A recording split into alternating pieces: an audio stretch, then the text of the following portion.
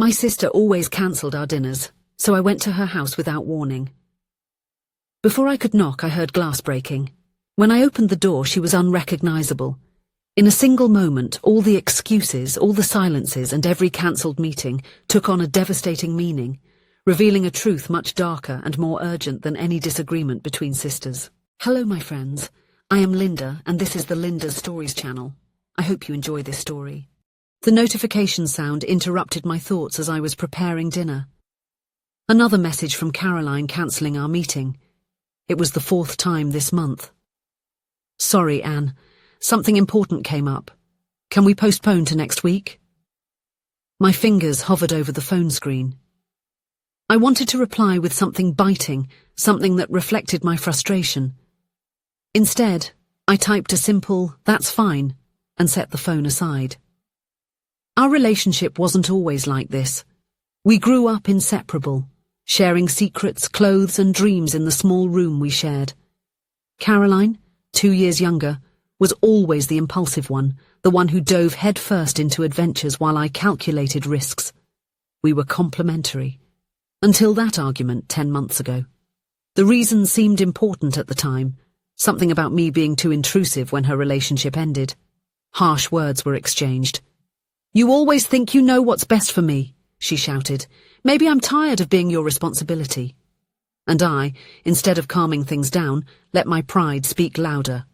"Fine, then live your life. I'm tired of worrying about someone who doesn't appreciate it."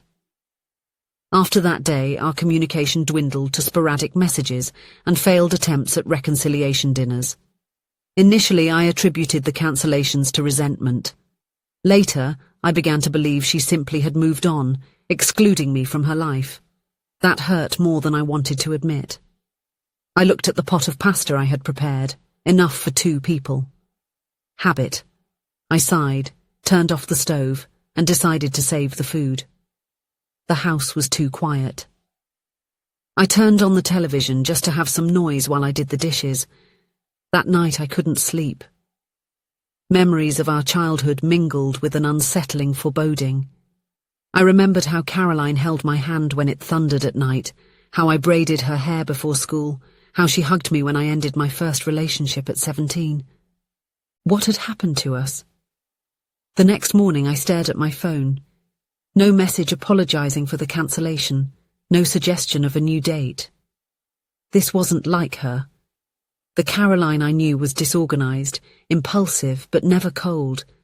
Something was wrong, and I was tired of pretending not to notice. I decided it was time to break the ice, not by text, not by phone, in person. 3 days later, I left work early and drove to her house without warning. It was a small rented house in the suburbs, with a garden she always promised to take better care of when she had the time. As I parked, I noticed the garden was even more neglected. Weeds were growing among the wilted flowers, and last week's newspaper was still at the entrance. Something tightened in my chest. This was not the home of the organised and meticulous Caroline I knew. As I approached the door, I heard a noise. Glass shattering. My heart raced. Without thinking twice, I turned the doorknob. Surprisingly, the door was unlocked. The smell was the first thing that hit me, a mix of alcohol, mold, and something medicinal I couldn't identify. The room was in twilight, curtains drawn blocking the afternoon light. As my eyes adjusted to the darkness, I began to make out the outlines of chaos. Empty bottles on the table, clothes scattered on the floor, dirty dishes piled on the couch. "Caroline," I called, trying to control the tremor in my voice. A movement in the kitchen caught my attention. There she was, crouched on the floor, trying to pick up the shards of a broken glass. Her hands were shaking so much that she could barely hold the pieces. "Damn," she muttered, unaware of my presence. "Damn, damn, damn." "Carol," I said softly. She turned her head so quickly that it startled me. Her eyes, usually so lively and expressive, looked dull, surrounded by deep dark circles. Her hair, which had always been her pride, was greasy and tangled, and she had lost weight, Her facial bones were prominent, her body seemed too fragile under the loose t-shirt. "Anne," her voice was a hoarse whisper. "What are you? How did you get in?" I took a step towards her, but she backed away, knocking over more shards. "No," she said more firmly. "You shouldn't be here. I don't want you to see me like this." I ignored her protest and approached, carefully crouching among the broken glass. Up close, I could see that her hands weren't shaking just from nervousness. It was something deeper, more physical. On the counter behind her, I noticed several boxes of medication. "What's happening?" She didn't answer immediately. Instead, her eyes filled with tears and her body began to tremble more intensely.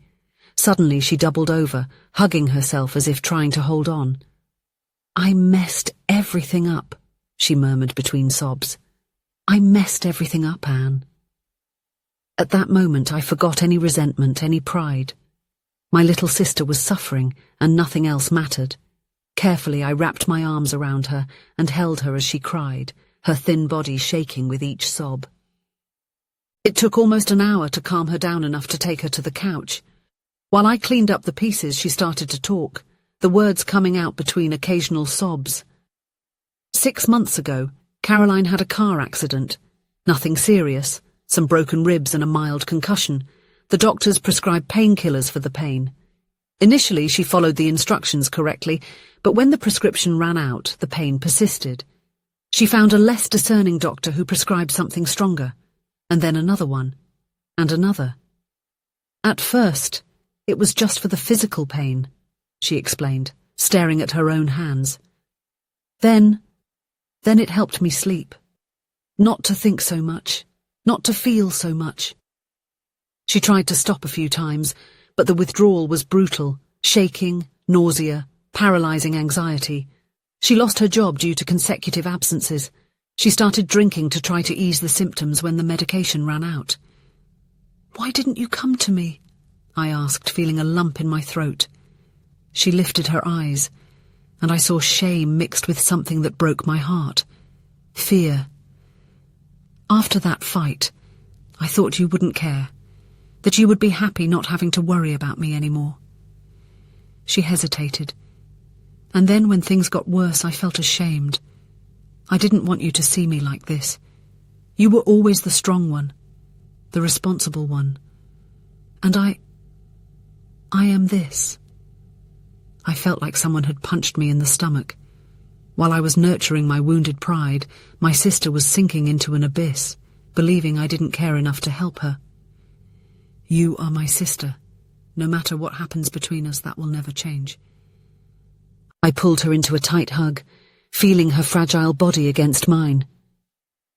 I promised myself that I wouldn't let her face this alone, no matter how long it took. The following days were a whirlwind of activities.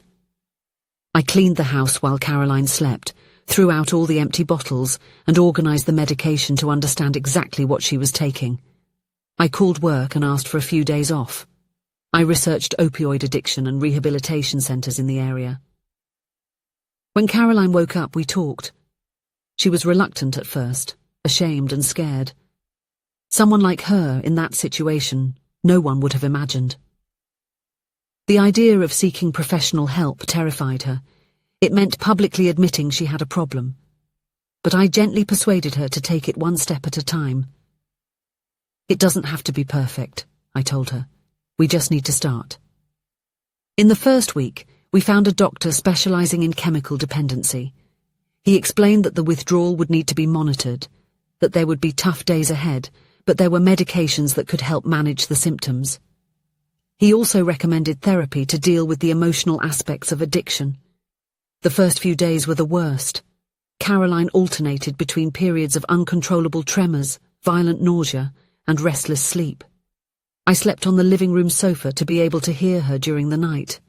Sometimes she would wake up screaming, covered in sweat, begging for something to relieve the pain. At those times, I would hold her hand, wipe her face, and tell her stories from our childhood to distract her until she fell asleep again. There were moments when we almost gave up. One particularly difficult night, she looked at me with eyes full of despair. "Why are you doing this, Anne? Why won't you leave me alone?"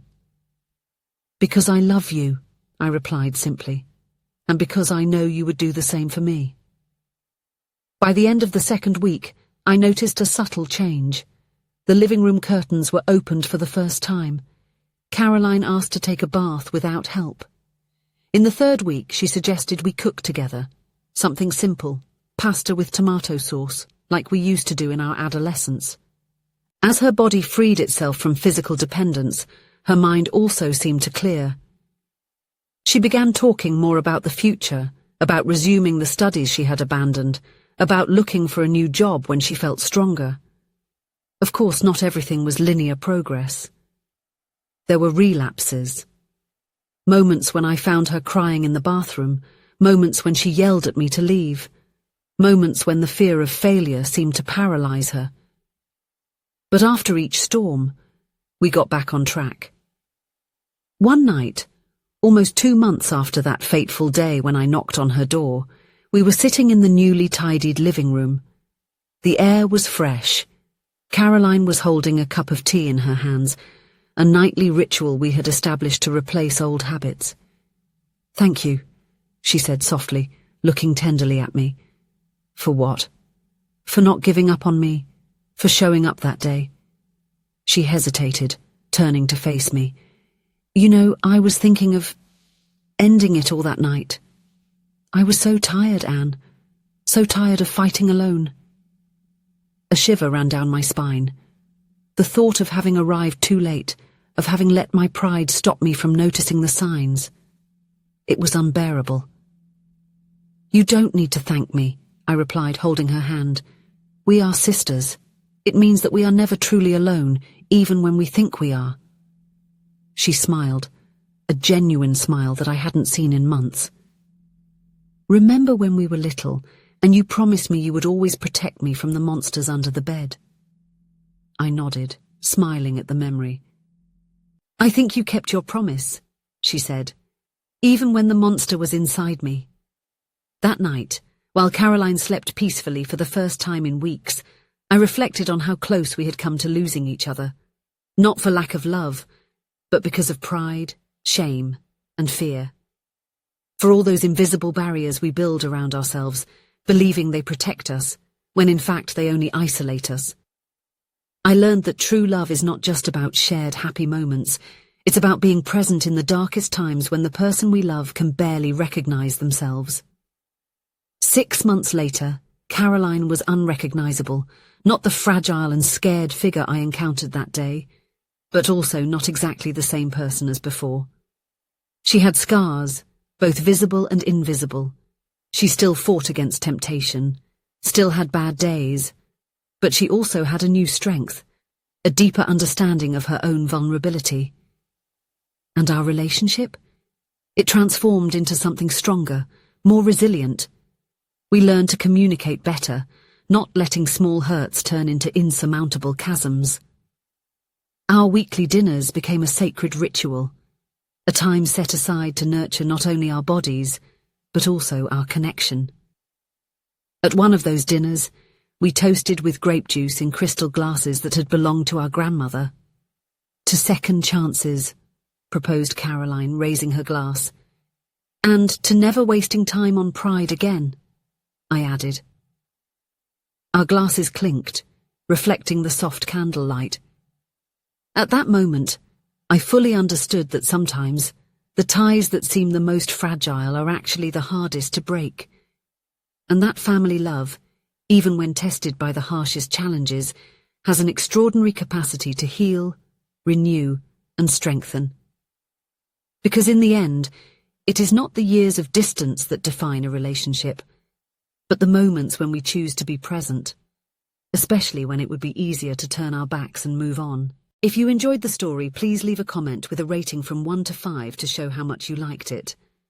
Also, watch the video that is now appearing on your screen. See you soon.